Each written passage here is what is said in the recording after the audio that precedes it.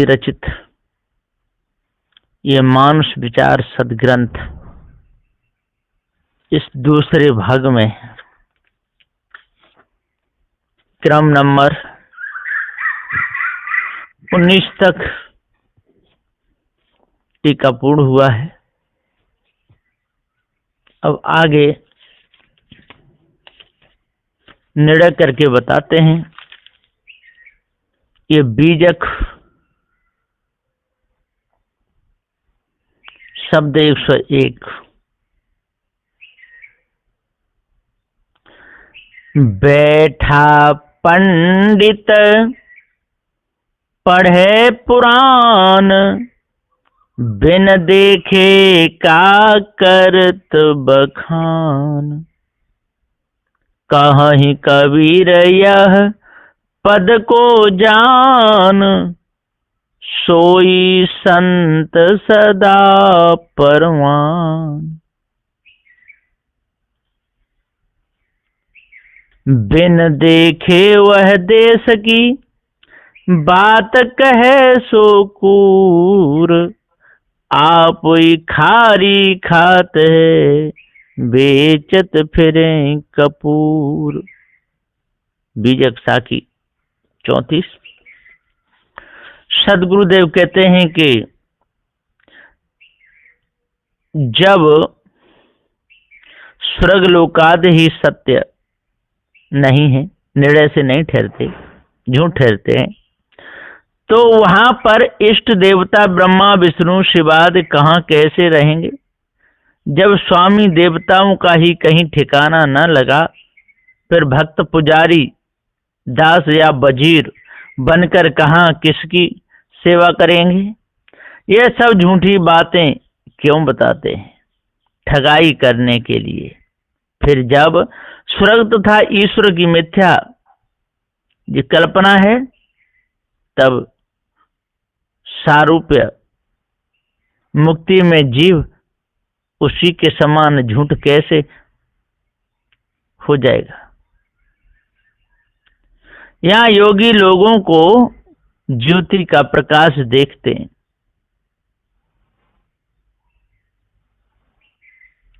जो जड़ अग्नि तत्व का भास है, देखने वाला जीव उससे भिन्न ही रहता है। उसी ज्योति में जाकर तो कभी नहीं मिलता है। यदि उसी में मिल जाता तो उसे कैसे देखता। और कीट भृंगी का यहाँ पर जो दृष्टांत देते हैं सो भी सरासर झूठ है, क्योंकि जैसा वे बतलाते हैं वैसी बात तो नहीं होती है। यथार्थ सुनिए, कोई कीड़ा शरीर का खोल मात्र बदलकर कभी भृंगी नहीं हो सकता है। चाहे वह कितना भी भृंगी के शब्द में लक्ष्य लगाता रहे, तो भी उसी शरीर का दूसरा आकार वही जीव नहीं पलट सकता है, क्योंकि इसके बारे में शोध लगाकर प्रत्यक्ष अनुभव किया है। सो ऐसा है कि भृंगी अपना घर बनाकर प्रथम वहां छोटे छोटे अंडे रख देती है, जो कि अति सूक्ष्म होने से साधारण दृष्टि से दिखाई नहीं देते, खुरदबीन से ही देखने में आते हैं। फिर प्राकृतिक मोह तो सब प्राणियों में लगा ही है।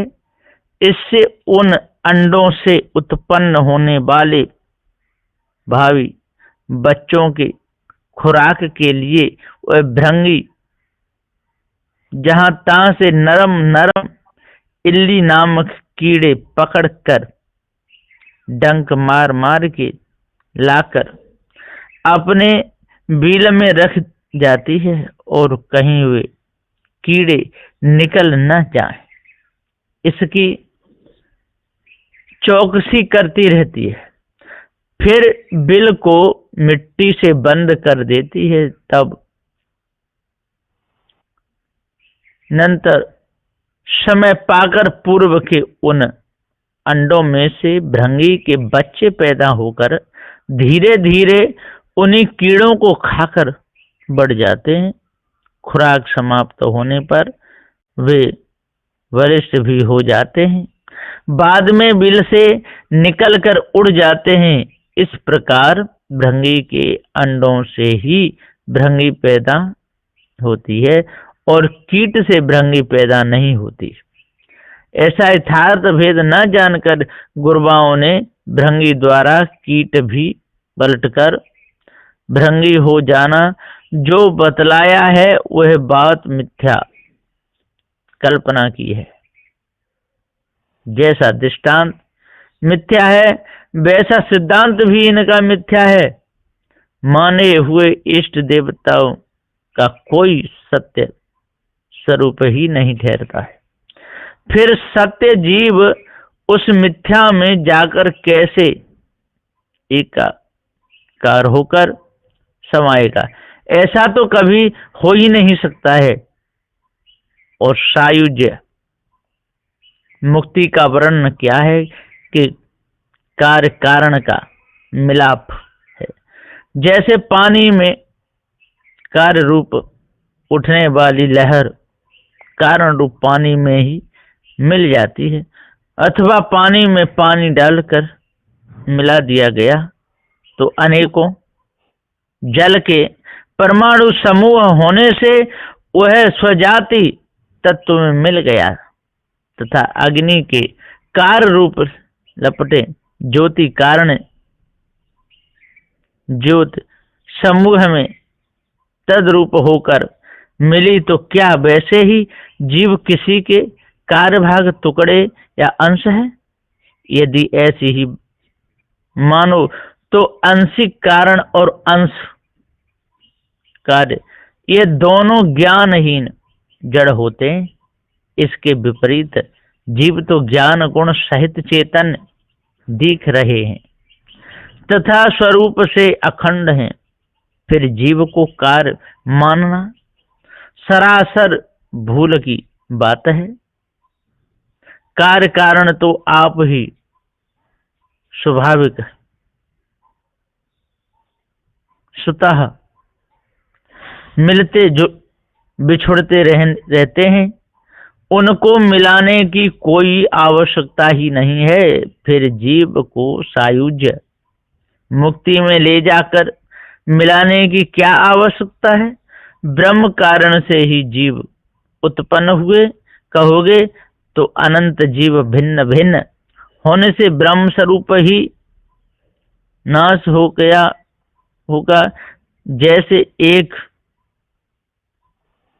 डेली सोने के कई टुकड़े कर डालने पर उसका पूर्व आकार नाश हो जाता है, वैसे ही जीव को ब्रह्म का अंश मानने से भी यही दोष आ जाता है। अतएव यह बात गुरबा लोगों के ब्रह्मात्र की है। जीव की सायुज मुक्ति कभी हो ही नहीं सकती है, क्योंकि माना हुआ ब्रह्म तो ब्रह्मात्र कल्पना है।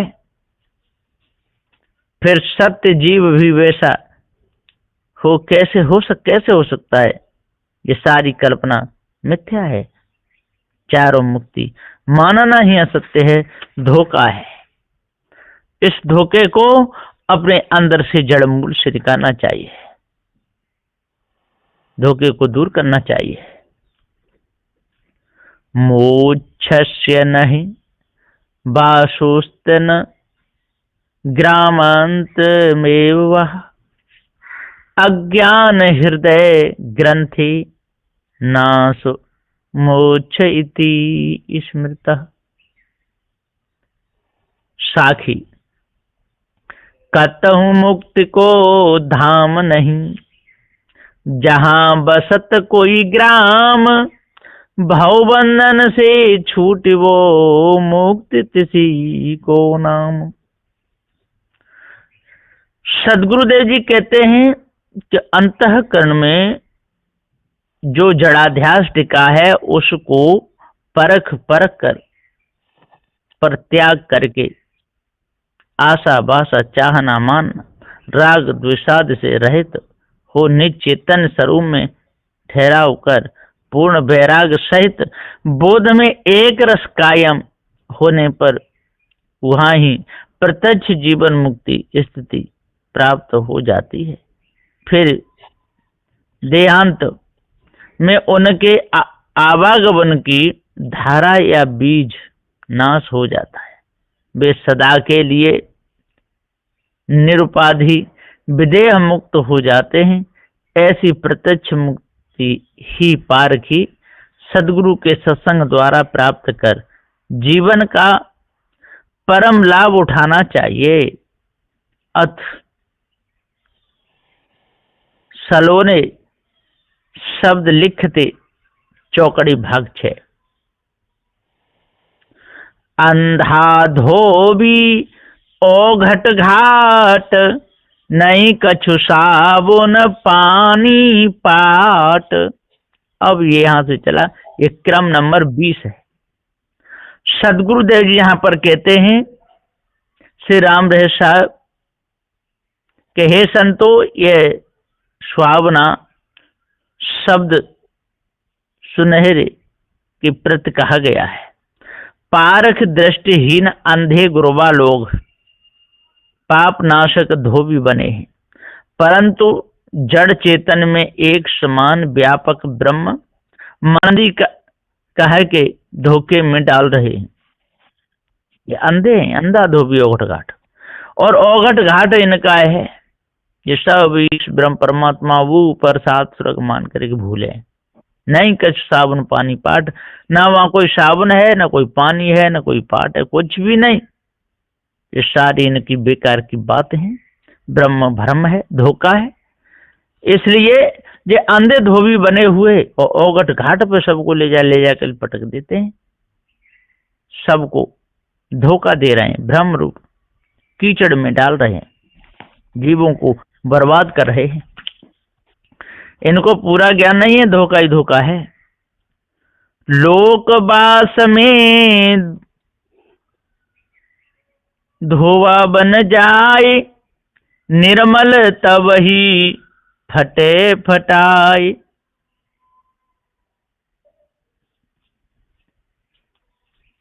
संसारी अज्ञानी जीव जगत में नाना दुख पा करके उन दुखों से छूटकर स्वर्ग लोकों को सालोक्य आदि 7 लोकों में जाकर के सुख भोग पाने की वासना में पड़े।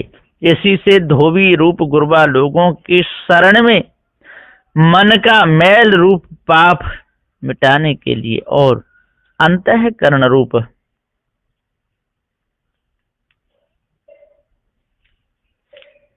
करके शुद्ध कराने के लिए गए और भी जा रहे हैं। वहां अनेक साधनाएं करके जब निर्मल शुद्ध अहम ब्रह्म पद की मानंदी किए, तभी जीव की स्थिति का नाश हुआ। क्योंकि एक ब्रह्म हुआ, परंतु उसी में से अनेक इच्छाएं फूटकर निकलती हैं। ऐसी इच्छा करके 84 योनियों में नाना जीवों को भटका देते हैं, आना जाना लगा ही रहता है। तब दुख कहां से छूटा? ब्रह्म होते भी जगत में आकर गिरा और 84 योनियों में ही जा पड़ा, धोखा छूटा ही नहीं। रोख मजूरी भट्टी की आंच, बिरहा गावे सोई सांच। नगदी मेहन ताना के समान गुरबा लोग शिष्यों से तन मन धनाद सर्वस्व ही अपने अर्पण करा लेते हैं और जीवों को अपने बस में करके कल्पना दृढ़ कर विरह वैराग्य तपस्या पंचाग्नि जल शयन धूम्रपान दिगंबर 84 धूनी तापने इत्यादि नाना साधनाओं में लगा करके भटका देते हैं बहुत बुरी तरह। रोग मजूरी भट्टी की आंच और विरह गावे सोई सांच। और सबके सब लोग इन्हीं भ्रमिक गुरबा लोग की बात को मान करके और इसी में अपने आप को भूल जाते हैं। गर्भवास का बहुत दुख भोगते हैं, गर्भवास में दुसह दुख सहते और भ्रमिक गुरबा लोगों की वाणी में डूब करके अपने जीवन को खो देते हैं।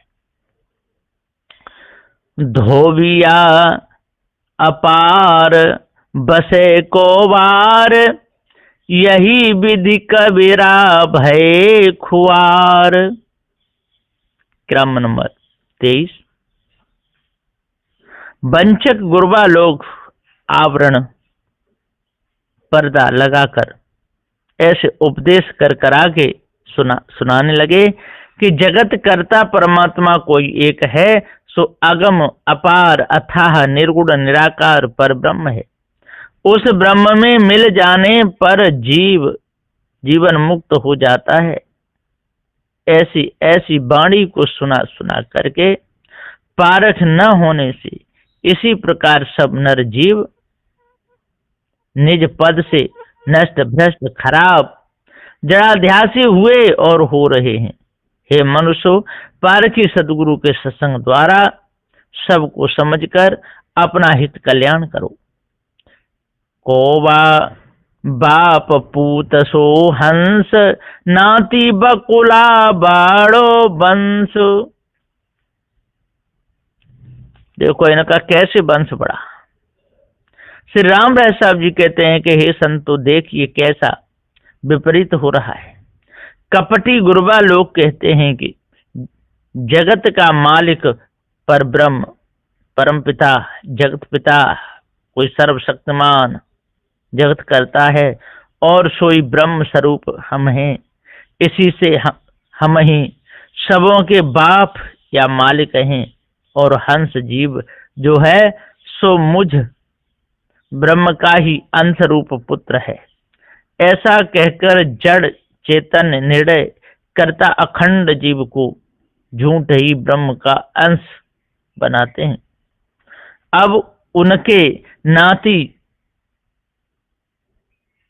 पोता वाले गुरवा बकुला भक्त योगी कर्मी उपासक लोग झूठ मूठ की ध्यान धरने लगे और फिर उनकी शिष्य शाखा की जमात मत पंथों के वंश परंपरा से बहुत बढ़ते गए। इसी झंझट में फंसते गए और दूसरों को फंसाते गए। ये झूठा है। कोई करे कौवा मरे, हंसा क्षीर नीर निर्वारे। क्रम नंबर 25। कोई करे कौआ मरे, कौआ रूप कल्पना में पड़े हुए भ्रमिक गुरबा लोग पुकार पुकार कर कहते हैं कि सुख दुख का दाता विधाता कोई करता परमेश्वर है, उसकी लीला अपरंपार है। हर तरह से साधनाएं करके ईश्वर को ही प्रसन्न करना चाहिए, तभी जीव की गति मुक्ति होगी। ऐसा कह के गुरबा लोग जड़ाध्यासी होकर मर करके 84 योनियों में गए और जा ही रहे। दूध पानी को बिलगाना हंस का सद्गुण है, वैसे जो हंस जीव जड़ चेतन का न्यारा न्यारा निर्णय करते हैं वही पारखी है। बकुला तरे लाए बकु ध्यान, अवगुण गर्भ करे अभिमान। सदगुरुदेव जी कहते हैं कि संसार में भ्रमिक भक्त योगी आदि बगुले भक्त लोग जगत से पार उतरकर मुक्ति प्राप्ति के वास्ते आसन मुद्राद साधनाएं करके नीचे दृष्टि लगाकर या आंखें मूंद कर ध्यान लगाते हैं। वह तो बगुले के समान ही ध्यान लगाना है, क्योंकि उनका लक्ष्य तो दूसरों को ठगने का रहता है। फिर भी जगत में वे बहुत से धन और ध्यान समाधि लगा करके ठगते ही रहते हैं, धोखे में डालते रहते हैं। इनको पूरा ज्ञान होता ही नहीं है। कहीं कबीर अंधी है गाय, मुर्दा खाल देख पन्या है। क्रम नंबर 27। सदगुरुदेव जी पुकार के कहते हैं, यहाँ पर ग्रंथकर्ता सदगुरु श्री कबीर साहेब के सार शब्द निर्णय को कहते हैं। हे मनुष्य, गुरुवा लोगों ने वेद शास्त्र पुराणादि की यह वाणी जो गाई है, उसमें कल्पित ईश्वर ब्रह्म खुदादि करता ठहराया है। इसी से सत्य निर्णय पारक के बिना वह वाणी अंधी है, अंधियारी है, धोखा कल्पना का जाल है। परंतु दुनिया भी बेपारखी अंधी भोली भाली ही बन रही है। जैसे अंधी गाय भीतर भूसा भरे हुए बछड़े को देख करके दूध देती है, देखकर उसे सच्चा बछड़ा ही समझकर अपना के दूध दे देती है, वैसे ही जड़ मुर्दावत ब्रह्म भी कहने मात्र भी शब्द रूपी जड़ है, परंतु कागज में लिखी हुई जड़ वेदाद वाणी को देखकर तथा वही वाणी गुरुवा लोगों के मुख से उच्चारण होती हुई सुनकर मनुष्य सब मोहित हो जाते हैं और उनकी बातों को मान लेते हैं, हृदय में उतार लेते हैं और कहते हैं, वाह गुरु जी ने अच्छा ज्ञान दिया। चंचल राजा दौं दिस धाय, परजा की ता फिर ले जाए। शरीर में मन ही चंचल राजा बना है और बाहर गुरुबा लोग राजावत श्रेष्ठ गुरु बनकर जीवों को चलायमान कर रहे हैं। सो मन विषय भोगों के वास्ते दसों इंद्रियों को दौड़ा दौड़ा कर दसों दिशा रूप संसार में भागे चला जा रहा है और गुरुबा लोग चार वेद शास्त्रों में धाय धाय के ईश्वरादि की मानंदी दृढ़ा रहे हैं। दसों इंद्रियां रूप प्रजाओं को घुमा फिरा कर मन बार बार वहां विषय भोगादि की तरफ ही ले जाकर फंसा देता है। वैसे ही शिष्य शाखा रूप भक्त जनों को ब्रह्म के गुरुवा लोग वेदाद वाणी के प्रमाण से फिर ब्रह्म धोखा के सिद्धांत में ले जाकर खंडक में ही डाल देते हैं, फिर 84 योनियों में ही गिर पड़ते हैं। उनको कुछ भी नहीं मिलता है, धोखा ही धोखा है। जो नहीं परजा पावे दाम, राज ही पकड़े करावे काम। सदगुरुदेव जी पुकार के समझाते हुए कहते हैं कि देह में इंद्रियां रूप प्रजाएं यदि दमन या विषय भोगों का आनंद सुख नहीं पाती हैं तो बेचैन हो जाती हैं। वैसे ही शिष्य लोग यदि साधनाएं करके भी चार फल पाने की मनोकामनाएं पूर्ति नहीं कर पाते हैं या अंतःकरण की शुद्धता से ब्रह्मानंद का दाम नहीं पाते हैं, तब वे नाराज होकर के उन्हीं गुरुवा रूप राजा को ही पकड़ पकड़ कर साधनाओं के काम कराने लगवाते हैं। फिर गुरुवा लोग शिष्यों को जबरन पकड़ा कर कर्म उपासना योगादि के काम में लगा देते हैं, भरोसा देते जाते हैं। वैसे ही इंद्रियां भी यदि विषय भोग ना पाती हैं तो मन को पकड़ पकड़ कर विषयों को प्रस्तुत व हाजिर करके काम में लगा देती हैं। मन भी इंद्रियों को घसीट कर उसी विषयाद भोगों के कार्य में लगा रहता है। व्याकुल राजा कल नहीं परे, कुहू के लाख एक नहीं सरे। सदगुरुदेव जी पुकार के समझाते हुए कहते हैं कि मन राजा सदा विषयानंद के वास्ते व्याकुल रहता है। उसकी इच्छा कभी पूर्ति न होने से शांति प्राप्त नहीं होती है। वैसे ही राजा बने हुए गुरबा लोग कर्म धर्म योगाद साधनाएं करके कराने में सदा व्याकुल व चिंतित बने रहते हैं। इसी से उन्हें कभी शांति संतोष सुख चैन प्राप्त नहीं होता। संसार में लाखों तरह के व अनेकों सिद्धांत प्रतिपादन करके शिक्षा उपदेश आदेश दिए या देते हैं, तथापि उस कल्पना से एक जीव का भी कल्याण सिद्ध नहीं होता, एक का भी मुक्ति का कार्य सफल नहीं होता। वैसे मन भी लाखों यत्न करके भी विषयों से तृप्त नहीं हो सकता। इसी से चंचल होकर दुखी होता रहता है। धोखे में जो सारे के सारे पड़े रहते हैं, दूसरों को धोखे में डालते ही रहते हैं। सदगुरुदेव जी पुकार के समझाते हुए कहते हैं कि जब तक धोखे में भूले रहेंगे तब तक कुछ भी नहीं मिलेगा। धोखा तो मनुष्यों को भुलाता ही है। कहाँ ही कबीर भौदू के गांव, लाल भुजा कड़ बूझे ना। क्रम नंबर 31। यहाँ पर ग्रंथकर्ता सदगुरु श्री कबीर साहब के उपदेश करते हैं।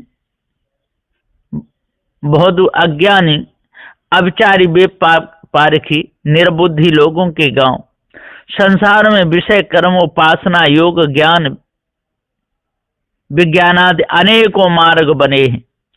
वहां भ्रमिक वंचित गुरुबा लोग श्रेष्ठ कल्याणकर्ता गुरु बने हैं, परंतु पारखहीन निर्बुद्धि होने से जड़ चेतन का भिन्न भिन्न सत्य निर्णय करना तो जानते ही नहीं है, बल्कि चराचर में व्यापक एक ही ब्रह्म बतलाते हैं।